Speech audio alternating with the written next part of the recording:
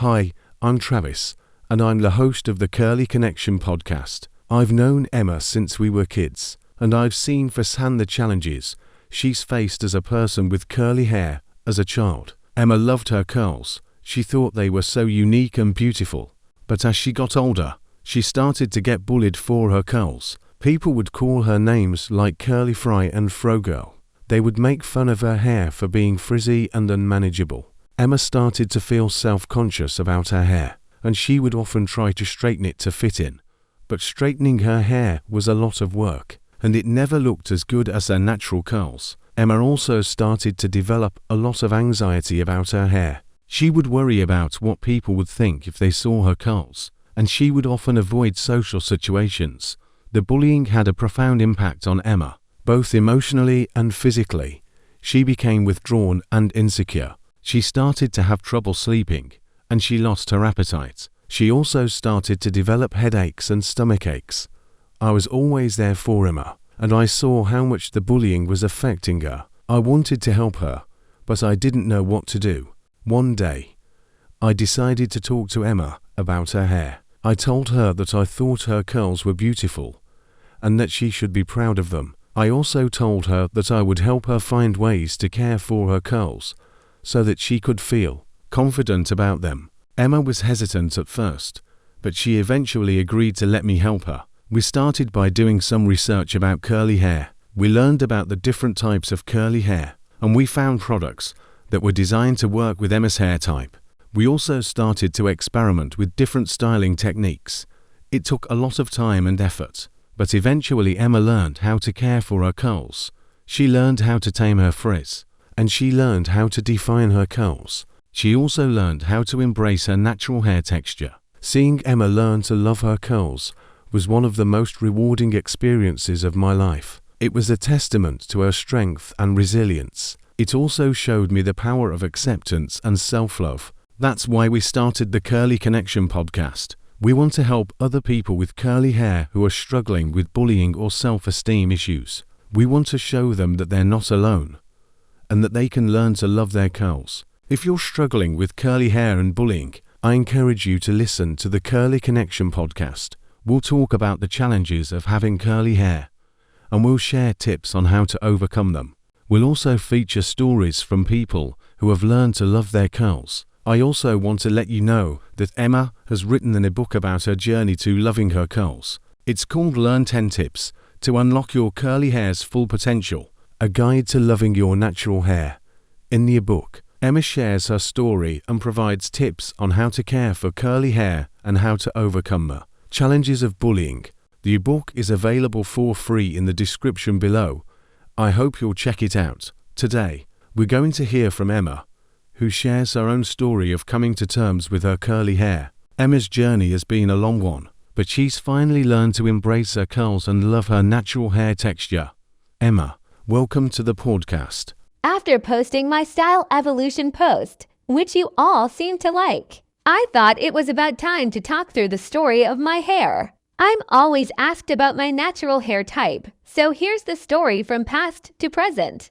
As a toddler, I had blonde curly hair that stopped people in the street but behind the scenes. It was a struggle. I hated having my hair washed and it would often get all tangled, and the hairdresser would have to hold me down and cut out the knots. It wasn't until I was about 6 that I started to really have a say. And I demand that it stayed in a low ponytail, with a scrunchie of course. I wouldn't let anyone touch it, brush it, or wash it. It was my own little curly mess that I just wanted to ignore.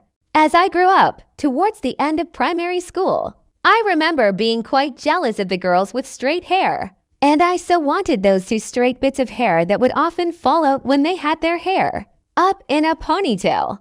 My bits were just frizzy clusters, but I still decided to cut the front of my hair myself. It was a disaster, of course. As I went into my teen years, I knew I had to do something with my hair, and I couldn't just leave it in a low frizzy ponytail any longer.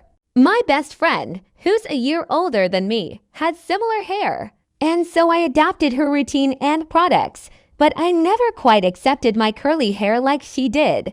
I found it overwhelming and irritating, so I never enjoyed wearing it down.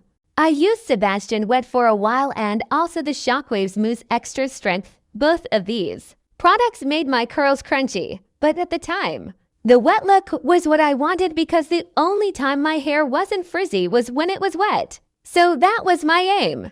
I stuck to those products throughout my teen years and experimented wearing my hair half down, half up, and sometimes in a side plait, which just didn't work with my texture hair as it made the plait all stiff. I get a trim once a year, but going to the hairdresser was a horrible experience for me. I found they never understood my hair. They'd make a bit fuss over it. And the amount of combs that were snapped before I started taking my own brush in was unreal.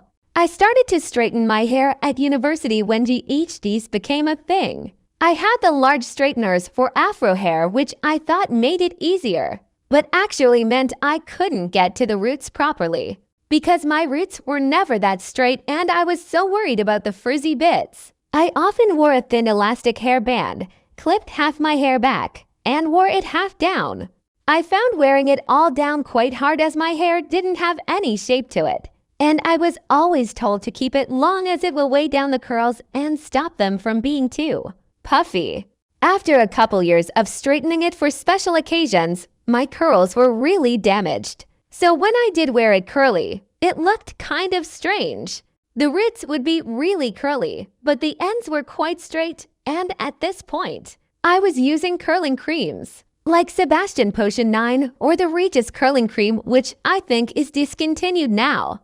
I found creams worked better as they didn't make my curls crunchy but kept a hold, and I'd learned to get used to the feeling of soft curls without freaking out that they were frizzy. When I started working full-time, I'd wear my hair straight more often as I found it easier because it meant not having to wash it every other day and with straight hair. You can switch between styles. I always hated how with curly hair, once you tie it up, that's it. So I got a bit of ombre put into the ends, and I often clipped half back just because it would look a bit puffy otherwise. My hair was so damaged that the ends were quite thin, while the top was still thick. One day, a few years into blogging, I tucked my hair into my jumper and took an Instagram photo above with orange sweater. And I was really surprised with how it looked.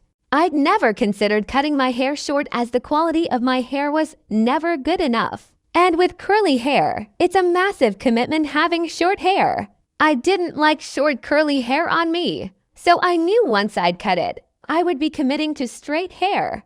I decided to cut it, cutting off the damaged ends, and it looked so much better. I haven't grown it since, unless I know I'm going on holiday and have to wear it curly. Then I need the extra length, so I let it grow a bit.